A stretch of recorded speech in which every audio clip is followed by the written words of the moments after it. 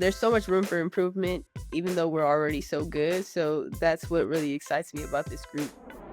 Saw an explosion in interest in women's college basketball the last couple of seasons, obviously driven in part by Caitlin and Angel, and it's continued this season, and you've really been, I feel like, the focal point of that. How conscious are you of being, for, I guess, lack of a better term, the face of women's basketball, and how gratifying is it to see the interest in the game continue? It's really cool. I don't really think about it much. I'm not that conscious of it. I think I just try to just be authentic to myself and carry myself the way I was raised and whatnot. But I think when it comes to basketball, just always doing the work. No shortcuts. So I take my craft very seriously and just try to go out there and have fun as much as I can. Yeah. We have to talk about the recent loss to UCLA. How much motivation does the Big Ten loss give you going into this tournament? No, it was a tough one. It was a tough one.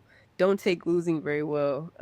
The team doesn't. So, it's always just a learning process, and we're gonna take a lot of that film and learn how to get better and continue to use that as fuel in this March Madness run. So. Yeah. I know both coaches said Sunday they thought that the winner of that game should be the #1 overall seed, but how much importance are you putting on that top spot? Yeah, I mean, I don't think it really matters at all. It's just a matter of just locking in and whatever the outcome is, just um, you know, getting the dub. That's really all that matters. Yeah.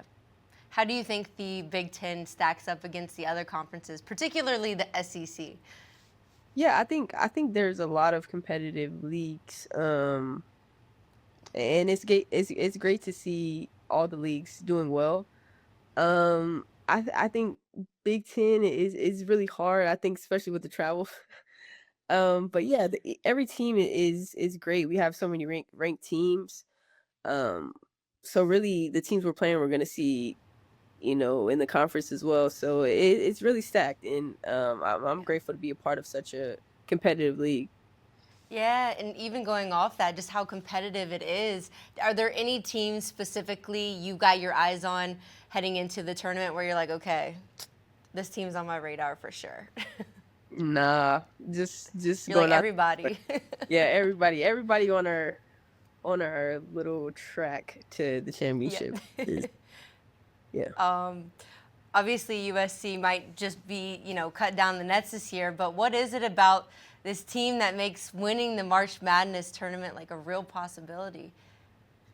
Yeah, I think just our ability to grow. I just think there's so much room for improvement, and we haven't seen our peak yet, and we haven't seen the best. We haven't played our perfect game, so there's so much room for improvement, even though we're already so good. So that's what really excites me about this group.